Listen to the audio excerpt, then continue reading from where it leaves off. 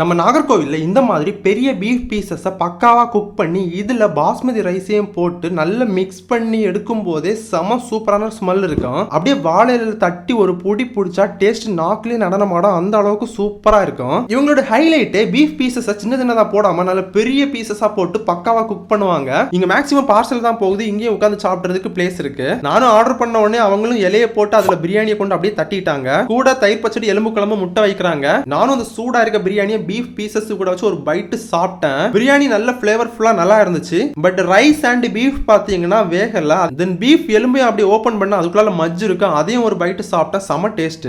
மொத்தத்துல இந்த பீஃப் பிரியாணி மத்த கடைகளை விட கொஞ்சம் டேஸ்ட் சூப்பராகவே இருக்கும் அப்படின்னு சொல்லலாம். இந்த ஆரோன் பீஃப் தம் பிரியாணி ஹோட்டல் எக்ஸாக்டா நம்ம நாகர்கோவில் WCC ஜங்ஷன் பக்கத்துல தான் லொகேட் ஆயிருக்கு. ஆஃப்டர்நூன் ஒரு 12க்கு மேல எல்லாம் போனீங்கன்னா உங்களுக்கு அவைலபிளா இருக்கும் பிரியாணி. நைட் ஒரு 9:30க்குள்ளாலே போயிருங்க, சில டைம் பிரியாணி காலியாக வாய்ப்பு இருக்கு. சண்டே டைமிங்கே நோட் பண்ணிக்கோங்க.